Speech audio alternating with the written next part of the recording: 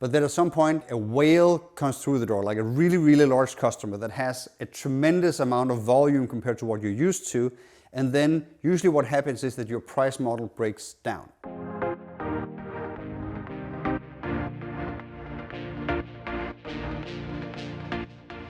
So in a lot of different B2B SaaS, you tend to do relatively well from a price point perspective in a certain sort of range or size of customer, right? So maybe you serve mid-market and that's fine.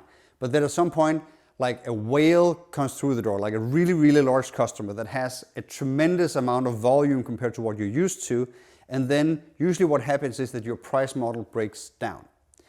So I do a lot of redesigns and pricing projects for B2B SaaS companies. And one of the things that let's say the most common fixes that I make is that the company that my client has been going up market for a while, but they haven't been managing to monetize the enterprise customers well enough. So you get some sort of a model that looks something like this, where you say, well, we have the number of units, and then you have the price per unit, right? So let's say that it's users, and let's say that for, let's say, one user here, we start at, let's just make it simple and say $100 per user per year, right? Okay, so that's great. And then what happens if you go to whatever, 100 users, and let's just do a log scale, 1,000, and then just do 10,000, and whatever, 100K down here, right? So maybe you then go to something like, well, for 100 users, we would probably go to like 50, right? Let's do a better file there, 50. And then for 1,000, well, we'd probably go to something like, I don't know, 20, right? Dollars per user per year. And what about 10,000? Well, I actually had, his price point was lower, but I had an acquaintance that I met in like a startup accelerator, and he had like a piece of software. It was like an employee communication type software.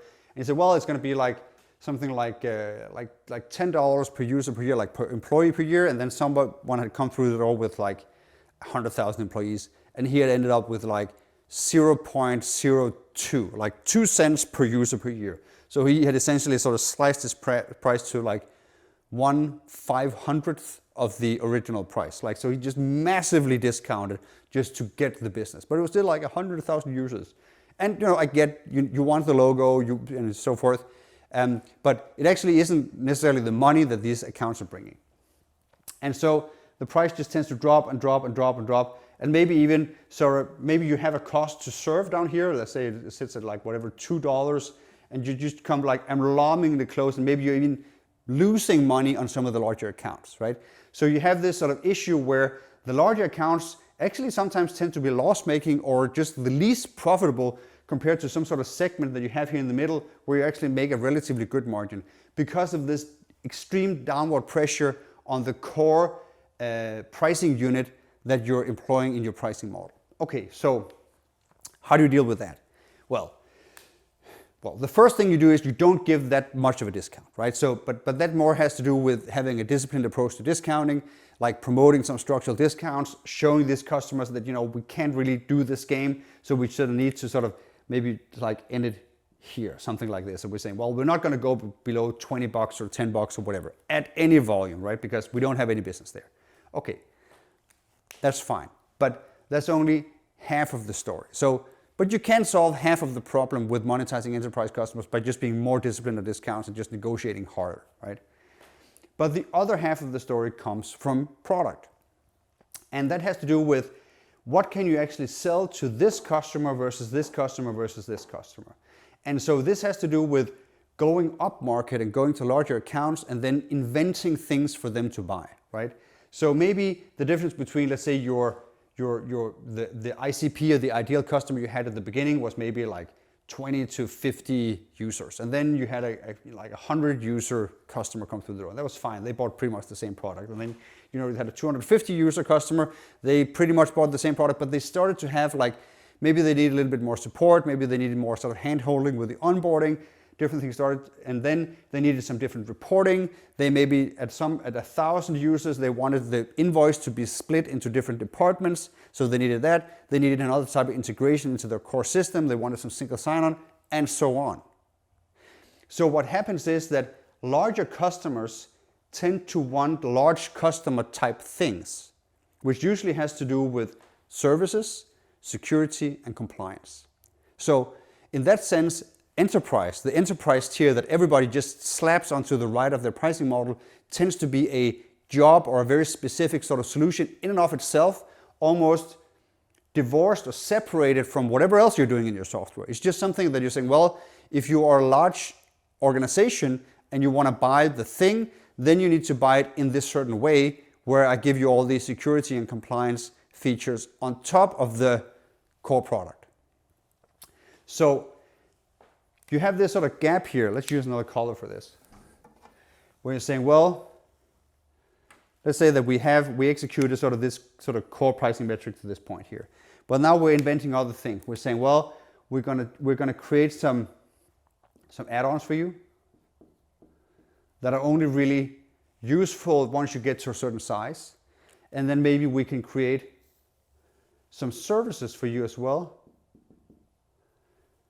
that are also only really useful if you get to a certain size.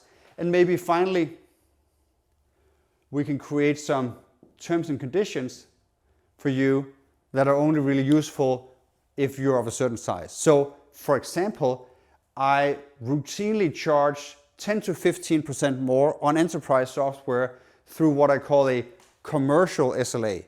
Commercial SLA being the customer, which is a whale, a large customer, walks through the door and say, I don't want to use your contract, I want to use my contract.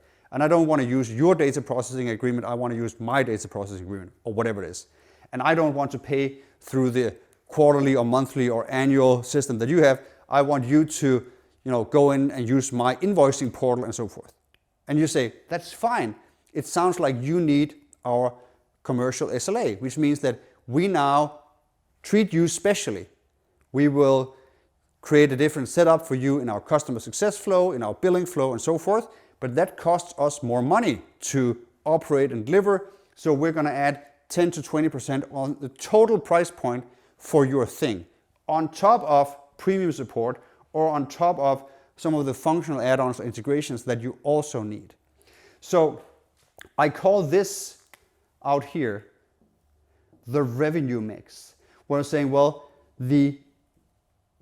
on a, let's say 100% of the dollars that I get from an enterprise account, maybe only, let's say, it's going to be a little bit larger than this, so this is not completely to scale, but maybe only like sort of 30% of the total revenue mix actually comes from the core pricing metric, like the price per user on the thing that you started selling, and then 70% comes from everything else.